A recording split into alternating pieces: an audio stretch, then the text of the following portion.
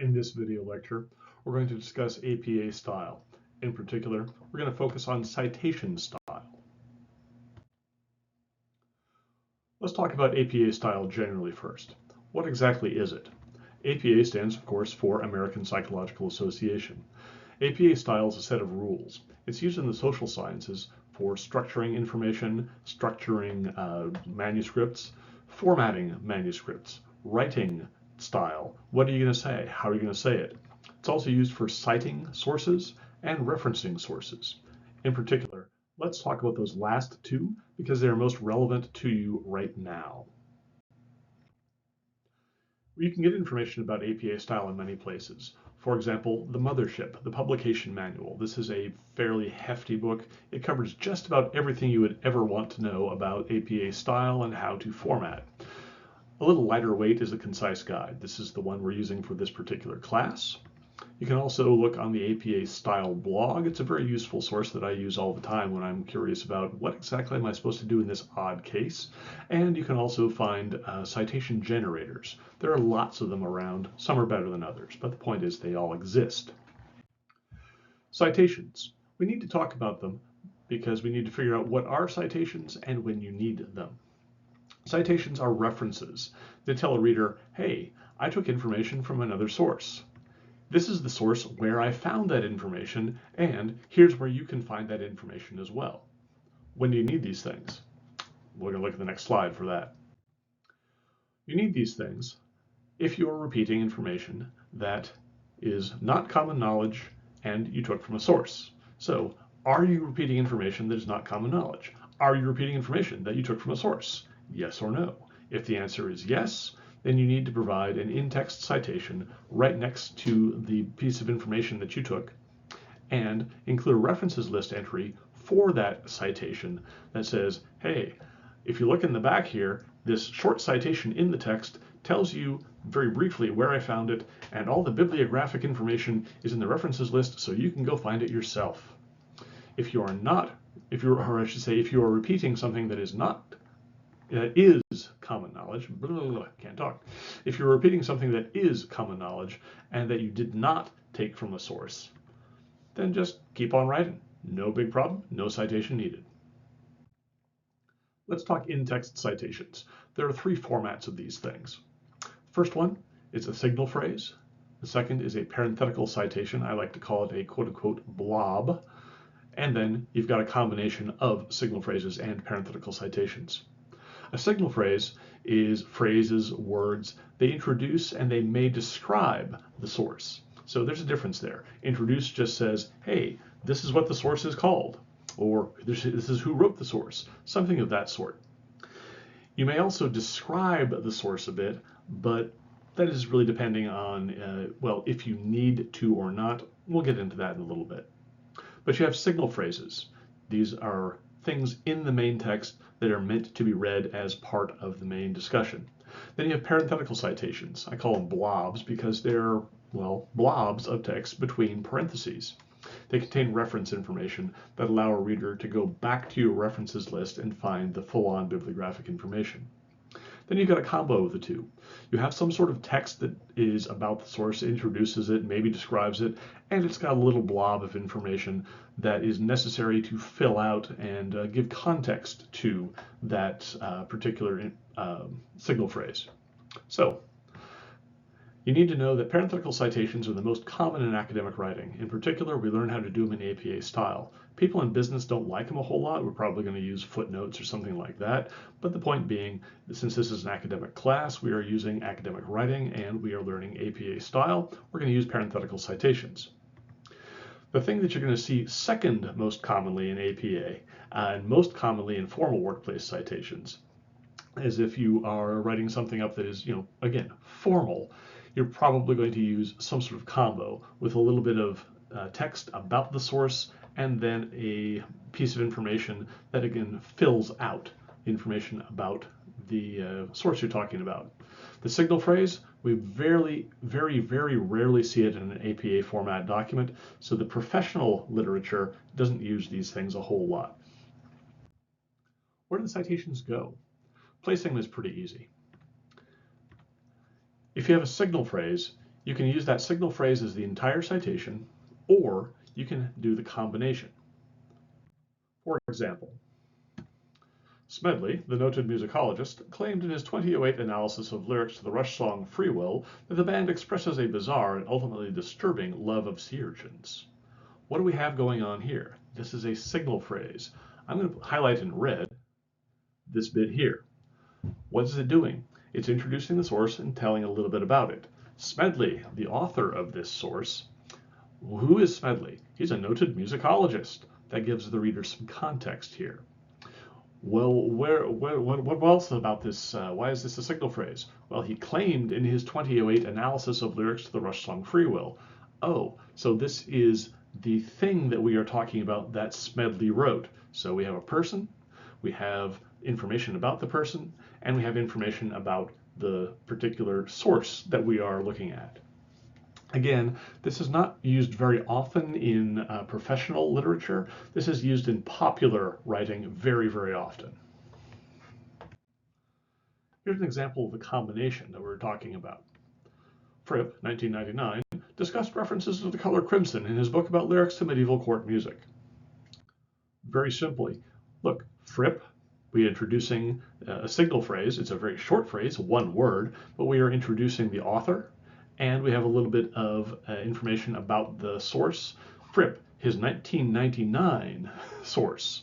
So everything else is just information, facts that we are repeating, but that signal phrase, that is a combination of information about the source plus the some bibliographic information about it as well. Then, where else do citations go? If you quote, you can put a citation after the closing quotation mark. Here's an example of what we're talking about. Futurists predict that by 2193, the average American will weigh 325 pounds and have, quote, diabetes like you wouldn't believe, end quote, Theobald Grimes and Wang, 2017, page 3343. We got the quotation, and then after that quotation, we have the closing parenthesis, space, closing quotation mark, space, opening parenthesis, we have the authors, the date, the page number, closing parenthesis, period. Here's another example. Research by Aguilera, 2015, established that J&J International operates as a shell company and, quote, launders drug money for the Tongan Crips, end quote, page 73. What do we have going on here? A couple of things. We've got a signal phrase up front, research by Aguilera, 2015, and then we have a quotation that is followed by a page reference.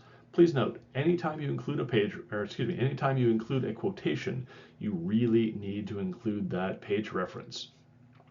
If you're coming from an online source, then you don't necessarily have a page number. Sometimes it would be a very good idea to use a paragraph number.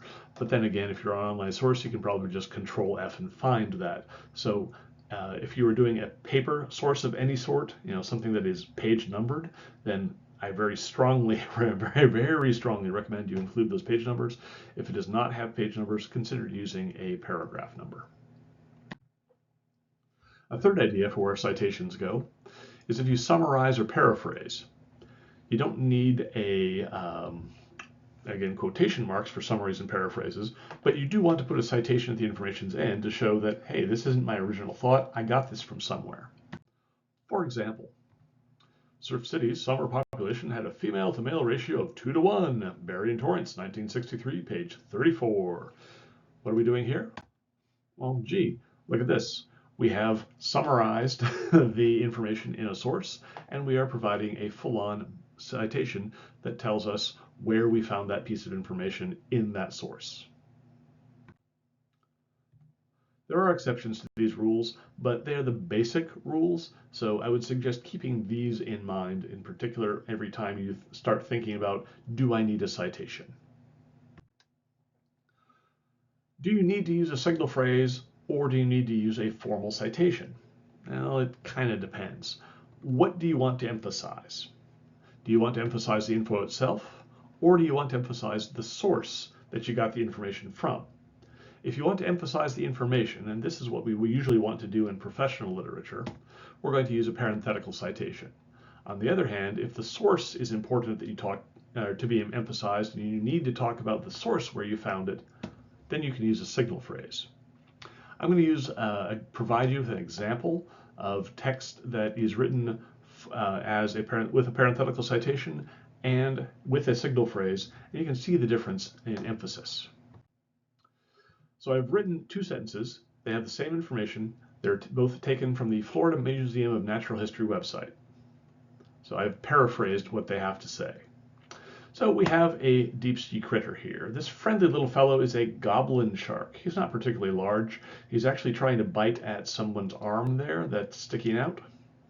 And yeah, he's an interesting fella. So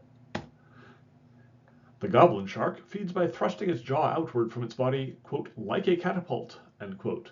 Florida Museum of Natural History, 2017. Then let's use a different format. According to the Florida Museum of Natural History, 2017, the goblin shark feeds by thrusting its jaw outward from its body, quote, like a catapult. Take a look at these two passages. Notice what's being emphasized in each. The top one, with the parenthetical citation, that thing is just emphasizing the facts. The fact that the information came from the Florida Museum of Natural History is a bit of an afterthought. We need to know where it came from, but all the same, the important thing is the information about how the goblin shark feeds. Second one, it's emphasizing the source. Notice that is up there. Well, people will remember what's up front first. Is it really important that we emphasize the Florida Museum of Natural History? If so, use this format. If not, then use just that parenthetical citation itself. Let's talk a little bit about formatting the parenthetical citations. First thing you want to do is always place it outside a quotation mark. Do not put a citation inside a quotation mark. It is wrong if you do so. Second, use commas to separate the interior parts. We've already looked at this a little bit, and you'll see another example in a few minutes, but remember, there's always a comma between all the parts so that they don't smush together. The citation also goes inside the period for the sentence. That way you know, or your reader knows, that this citation is not just a random typo floating around somewhere. It actually is discussing the material that is inside that particular sentence. There are rules for author lists. We'll talk about those in a few minutes. So once again, if we take a look at some examples here, what have we done? We have used the parenthetical citation inside the period, outside the quotation marks. We've again included it inside the period, but even though there's no quotation, it is there. And similarly, quote, space, parenthesis, source information, close parenthesis, period. Authors and signal phrases. I could go over this in some detail, but I'm not going to.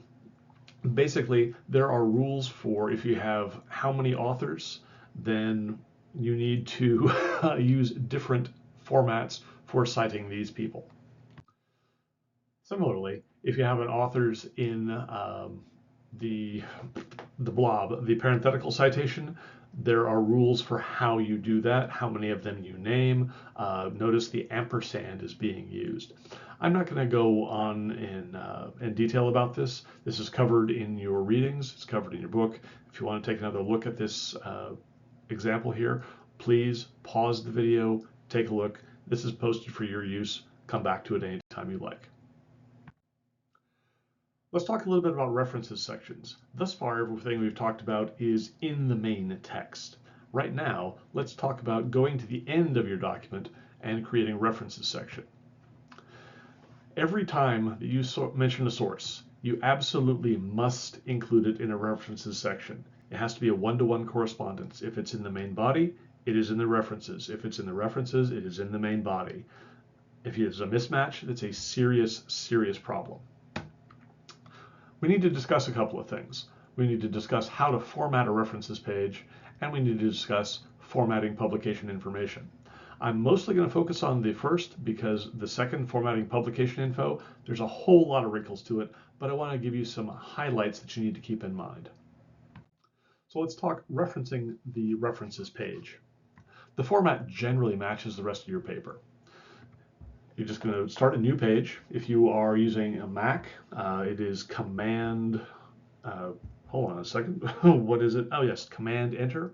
If you are using a PC, Control Enter. You can also go to Insert, Page Breaks, and then New Page Break. But the point is, your references list always starts on a new page. It has a level 1 heading that says References.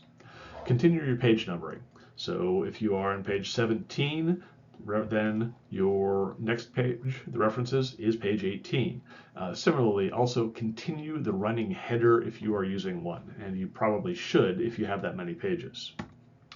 Use a 1/2 inch hanging indentation on all your bibliographic information. Remember, we talked about how to do that with styles. It's very, very easy. Use the author's last names and first initials.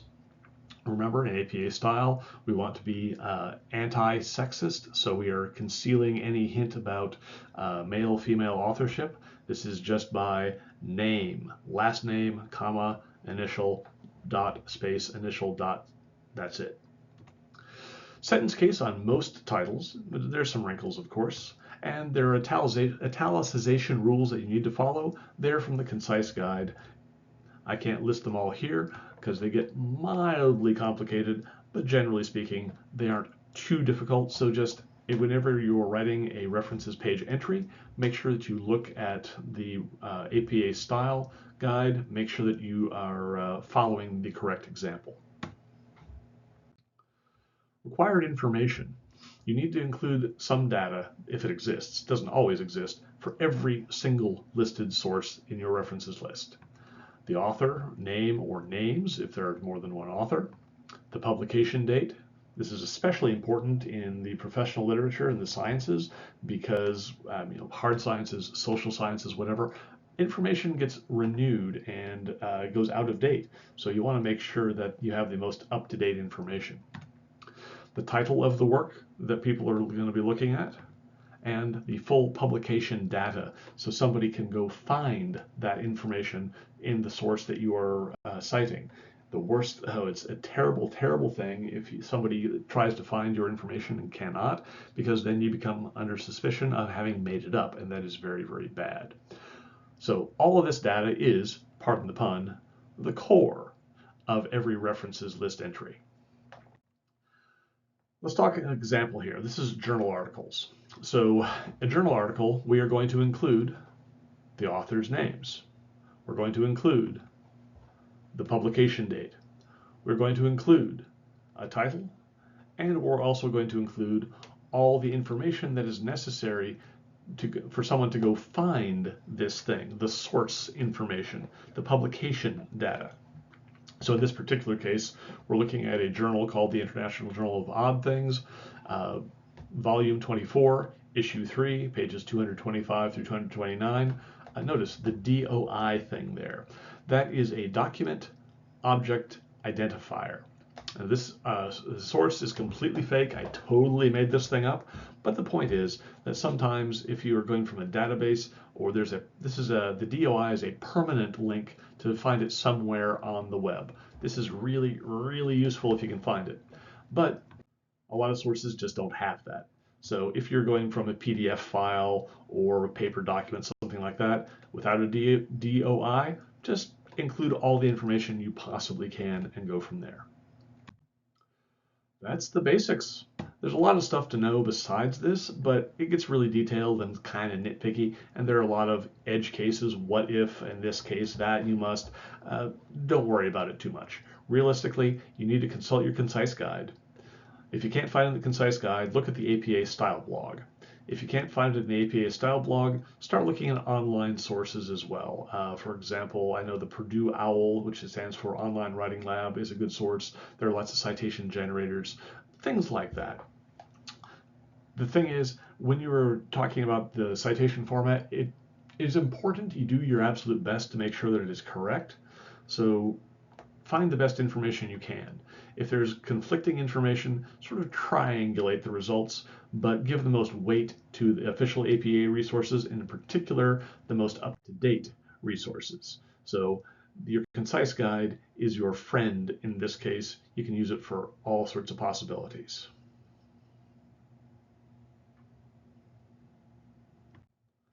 And that's the end of this video lecture. Thanks very much, and if you have any questions, please talk to me during or after class.